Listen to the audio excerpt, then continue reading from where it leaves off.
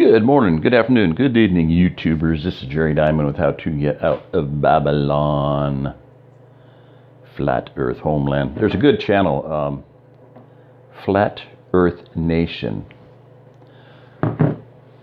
Guy has some phenomenal research. I'm not even going to, I'll mention just a couple things. Shout out to him. It's something like Aurelia de Laurentiis or something as a subtitle or something, but Flat Earth Nation, older gentleman, might be as old as me, I don't know. But he has stuff on star forts, one of the most intriguing things. All I can say is that there's a lot of structures that were built here in America, all over the world. They're everywhere, that you and I never heard a thing about. Impossible to me, just looking at it, just utterly beyond the comprehension and capability of anybody today to build, that's for sure. Back when there were real stonemasons and stuff. I mean, seamless things and joints like dovetailed joints and angled joints, and they're built in stars. There's pentagonal and hexagonal and octagonal and readouts galore. Just amazing stuff. Okay, and some of them built on old ancient foundations of stone. Just as bizarre. I mean, so there's so much evidence coming out now of other civilizations and other, things before us, times before us.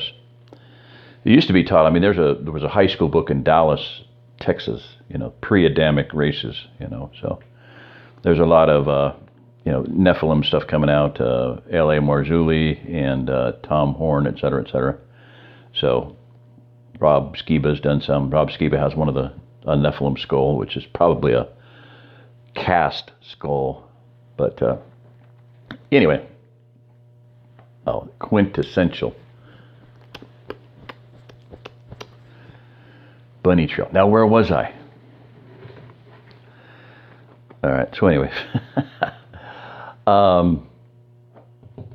let me pause it. All right, so anyway, so I came up with the idea that I mentioned in another video, and I may repeat myself because I have done so many videos that I lost, and I just don't have time to go back and I like to go back and listen to videos I've done right away, especially now if I take notes ahead of time and I have notes and I can write down the time, I can glance at the time, check it, This new program does not have a time counter, so if I want to see the time, I've got to go click, and it's really small print. I couldn't hardly read it. So that's kind of a pain. I realize I just can't use my phone as a timekeeper because I can, anyway, neither here nor there. But so the idea of Ozark Plateau Remnant Relocation, R Association headquarters. We need to get that going.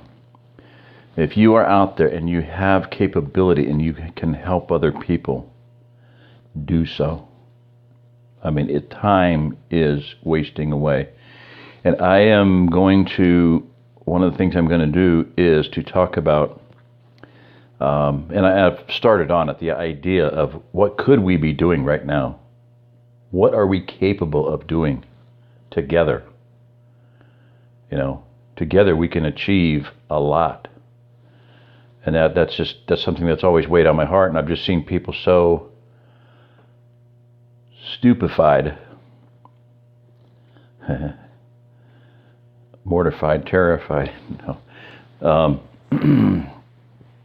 But stupefied. And if I get around to writing my trilogy, I'll need some kind of help on that. But you know, you have the Hunger Games,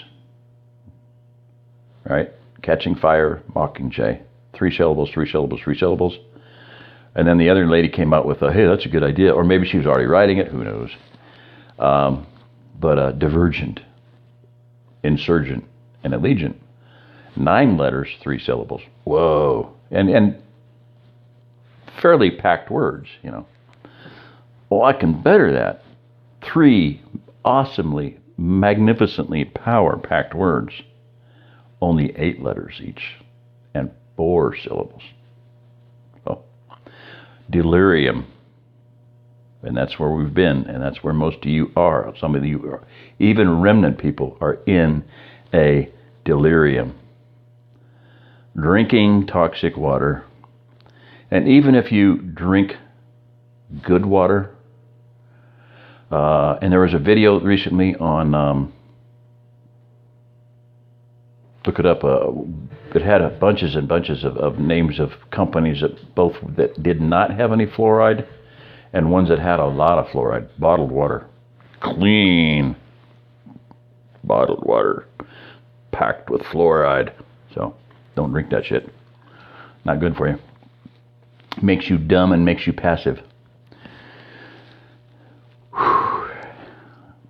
But, even if you're drinking filtered water, let's say you got a British Berkfeld or some super awesome water dealy bobber. Kangen, you know. You are still drinking water which has been flushed several times. And what do people flush into the water? Well, the companies are flushing toxic wastes. Maybe they can get cleaned out. Maybe they physically can. Maybe they can't get cleaned out. But the memory is still there. Water has memory. Look it up. Masaru Emoto. A lot of photographs of water. And there's a simple, cheap way to hack water and make it clean. We'll go into that. I really need to get Patreon going because a lot of stuff, I mean, I have spent my whole life, you know, thinking about this time. And right now I've got probably, I don't know, 200, 300, 500, you know, things to build, projects to do. So one of them is water. You know, we need to have good water, and we can do that. So anyway, water is important. So, and that's one thing I want to deal with, you know, that I'll be dealing with here as we get into this whole concept of Zion. What is Zion? You can see that on the screen there. Let me go, and since I got that up, I'm going to go to back it out and go to another screen here real quick. But anyway, we've got a limited amount of time to get a lot of stuff done. Water's critical. And, you know, there's a lot of things I want to try to get out there, address. One is, you know, there's a lot of people out there heading here. And I want to go into as many things that, you know, will help you. You know, I mentioned auto socks. I'm dealing with cars at first, people traveling, drive now or walk later. So that's the first thing I want to deal with. And then, of course, I said hand cart, you know, walking. But, you know, have good water filter. This is pretty obvious. If people don't have the idea, the concept of how critical water is, okay? Now, some people do.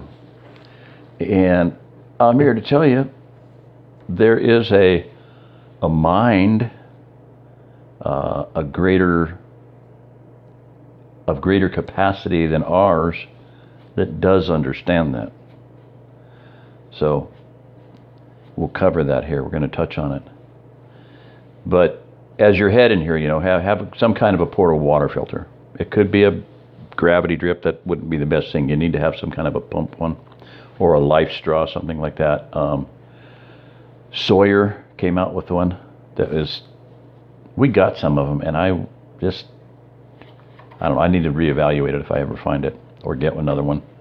But you need to have an instant one where you can pump up or suck through it or something like that. Water filter. The reason I say Berkefield's fine, but it's gravity. So if you're driving down a car and you're, evading and, rugged roads and splashing, it's not going to work. You need to have something that is it's okay when you park and you need to filter about a gallon an hour. If you got 5 people in your party and everybody needs to drink a gallon of water a day, it takes a while to filter that drip, drip, drip, drip, drip, drip, drop at a time. So auto socks for slippery roads, and I want to get into all that stuff. And Pastor Joe was one he was the one that told me that, got me to thinking on the whole handcart thing, that Monty Judah of Lamb and Lion Ministries, has told his followers, have a car, have your car packed and have a trailer or whatever ready to go, and if something happens, have a cart that you can then haul stuff in. But Pastor Joe said that, his list of stuff was basically I think he said, quote unquote, don't quote me on this, but I think I'm quoting myself, my memory. It was a bunch of junk, too much junk or something, stuff that wasn't really going to do him any good. So I would like to see Pastor Joe do a list from a military, a prepper viewpoint of what to have in a cart. 200 pounds, or let's say, something like that. You can pull 200 with a cart, with a decent one. So there's a lot of things that are going to be different between back when I've said the prophetic idea of the Mormons, the handcart companies. They were allowed 17 pounds of food and gear per person. 17 pounds. No wonder they starved to death. And it was just wheat. They had wheat. That ain't going to go, or flour, So that don't go a long ways. Didn't have good clothing. We've got awesome clothing. We've got all these capabilities, and yet are we going to fare as well as they did? Somehow I wonder. So enough on that. Just start thinking about it. I want to start doing it. I'd like Pastor Joe to come up with a handcart list, put the limit at 150, 200 pounds, something like that. You guys watching us down there in Shofarian land? What do you call you? I know you're Shofarians, but Shofar land. We have Amish around here, and I call it, the whole bedraggled community stretching on down Highway 123. I call it Amish land. So Shofar land. You Shofarians, come up with some ideas on that. So that get on to the next deal here. So I'll back this up to this one. I want to start with this article, and this is from I put this up just because it give credit where credit is due, and that gotquestions.org/Zion. Okay. So, what is Zion? What is Mount Zion? What is the biblical meaning of Zion? So, Psalm 87, verse 2 and 3. Yahweh loveth the gates of Zion more than all the other dwellings of Jacob. Glorious things of you are said of you, Zion, city of Yah. According to this verse, Zion is synonymous with the city of God, and it is a place that he loves. Zion is Jerusalem. Mount Zion is the high hill on which David built a citadel. It is on the southeast side of the city. Now, I got 3 articles I want to just touch on, go through. This is the kind of the simplest one, so I wanted to start with it. The last one I put on last for a good reason. The word Zion occurs over 150 times in the Bible. It essentially means fortification. And has the idea of being raised up. Oh man, that's, these are all interesting. A raised up place, a monument, being raised up as a monument. Zion is described both as the city of David and the city of Yah. As the Bible progresses, the word Zion expands in scope and takes on an additional spiritual meaning. Okay, so I just want to get across, this is like and I wanted to, let me back up. I had a couple notes that I wanted to say. Let me touch on that before I get too far into this, because This is where that's what reminded me is here is you know, progression. The idea of progression. I mentioned this in a talk the other day. So it's not a static term. It gets bigger and it changes place. Okay. So is not, I mean, how many hymns are there that talk about Zion, city of our God, glorious things of thee are spoken, Zion, city of our God. So I wanted to go back to the idea the other day. I was like, I said, I did this whole deal, and it was like I was trying to cover a lot of territory. One time I did a talk on textual criticisms of the New Testament. I had written an article for this church, and it was published in their paper, and they had me at, scheduled for Passover, and I was going to have one shot at it. So in college, I had been given an entire week, 4 classes, an hour and a half lecture. I did 4 1.5-hour lectures. I recorded them, wrote a book, didn't ever publish it, I just wrote it.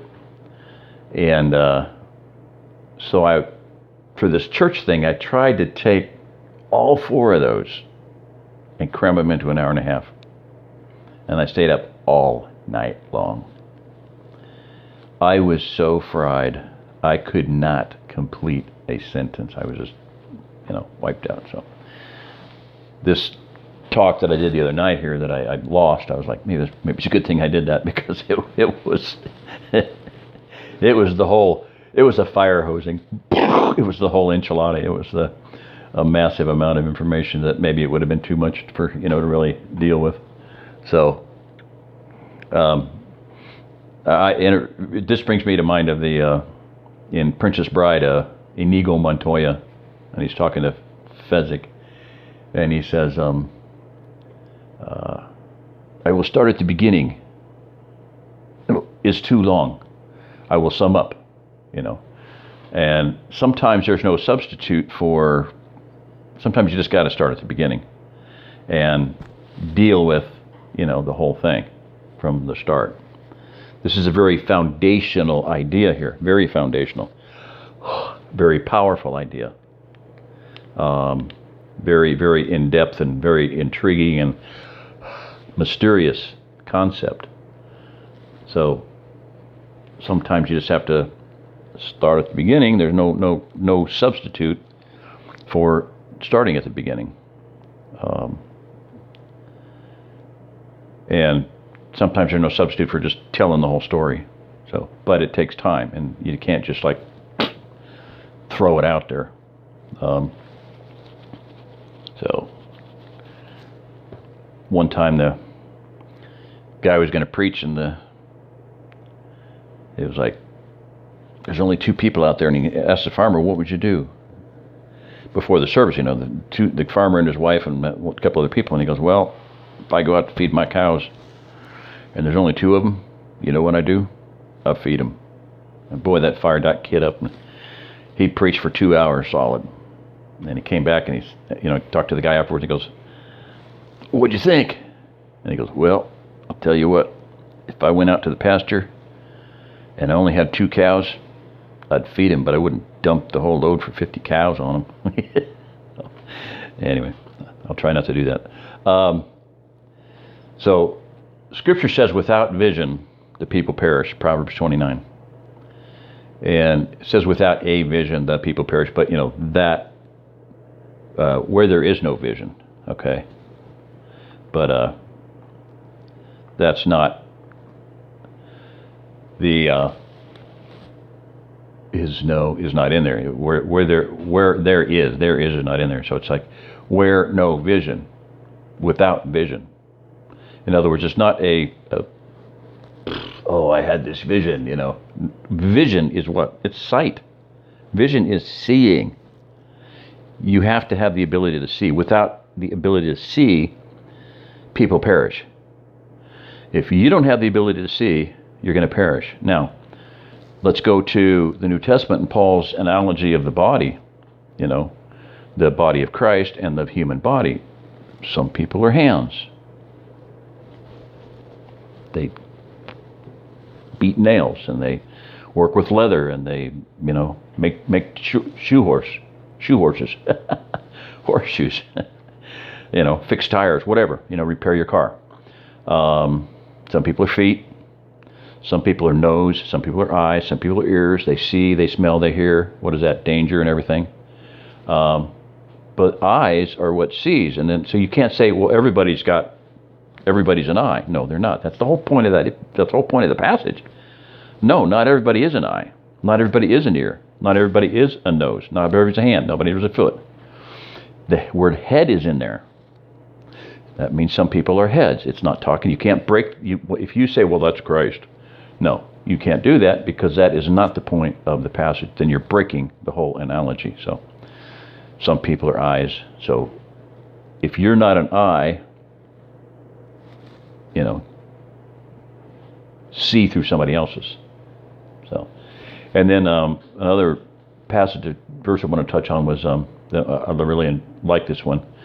It's the glory of Yah to conceal a matter, and the same exact word there, the King James translates it, and it's the honor of kings. Well, glory. It's the word glory, the glory of Yah, glory of kings. So the glory or the honor of kings, to search it out. And that means that those who are seeking truth and finding truth we're all supposed to do that. But it may be that is not something that everybody is going to do. So, but you should do as much as you can on your own. And like I'm doing, I'm just standing on the shoulders of other people, covenanters, reformers, and other believers that I have read. You go in and you do the best you can with what you have, and you build on that. So, and then one other thing that's foundational here that I want to say, this is going to deal with the idea of foundation. It says, except Yah keep the city, build the city, they that they labor in vain that build it. Okay. Except he keep the city, the watchman waketh but in vain. So the idea of foundation, the idea of building, if you have a bad foundation, you're going to have bad structure, and it's probably going to crumble. Okay. So the point I'm getting there is that you have bad theology. If you have bad theology, that's going to affect your life. And I think that's what's happened with a lot of people, and a lot of people that are leaders. Their theology is skewed, and therefore their practice is skewed. So if you have the idea that we're living in a nation that is a godly nation, or a Christian nation, that it was built on Christian principles, and you want to return power to the people, and then you're going to get what you're going to reap what you sow. I don't believe that, and I always used to, although I never liked the phraseology, we the people. We hung around with patriots. I went to every patriot meeting, went to militia meetings. I was involved with the whole thing. We the people, we the people, we the people. I never used it. I never once used that phrase. And all these years later, Ted Weiland, there's a good book available online, The Bible and the United States Constitution. Because Ted did a whole series of talks in counterpoint to, in answer to Chuck Baldwin's series of sermons on you might be a constitutionalist if. Okay? And so Ted did a whole series on you might be a Christian if, I think, something like that. You might be a biblicist if, or something like that. And out of that grew the fact that he what he saw was that in every point, the United States Constitution is not only not biblical and not Christian, it's anti-biblical and anti-Christian. We the people, false gods.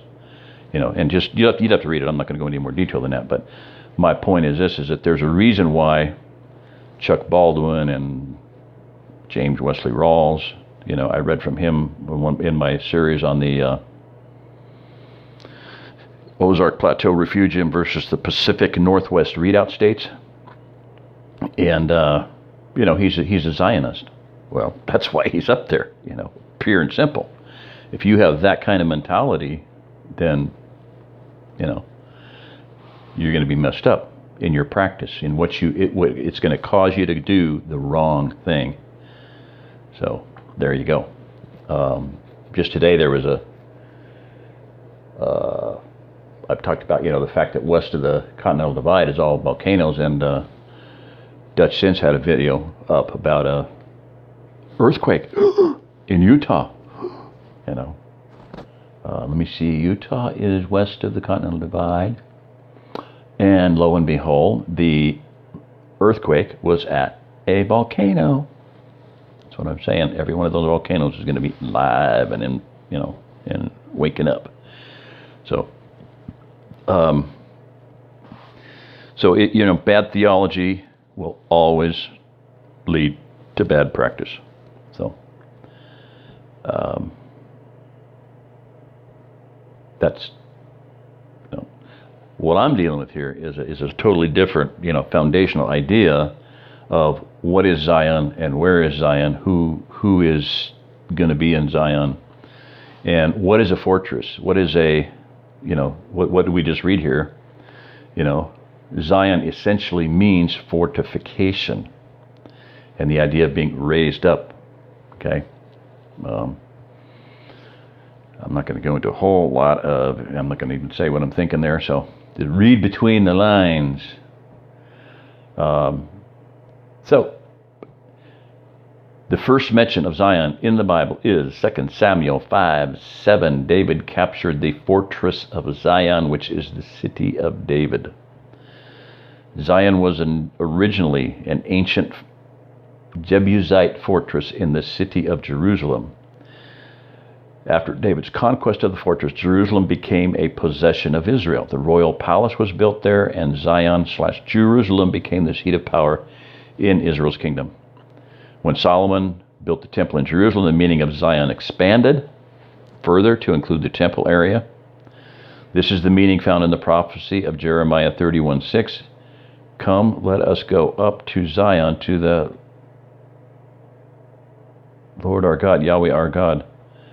The reason I'm hesitating there was I did a word search on my sword for Zion, and I did all the major prophets, and the only one it picked up, I'm going to have to do it again, but I can't figure out how to reset it. It came up with 47, all of them in the book of Isaiah, and none in any other prophet. So that's odd that it says that Jeremiah's in there. Anyway, we'll look at that. The land of Judah. Okay, so it's used for the city of Jerusalem, Isaiah 4:9, the land of Judah.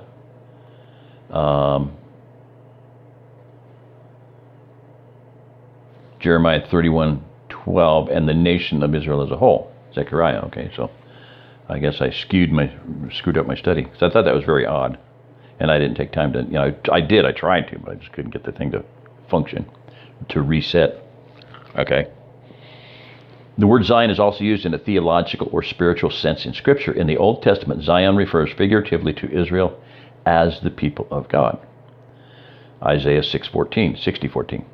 In the New Testament, Zion refers to God's spiritual kingdom. We have not come to Mount Sinai, says the apostle, but to Mount Zion and to the city of the living God, the heavenly Jerusalem. Peter, quoting Isaiah 28:16, refers to Christ as the cornerstone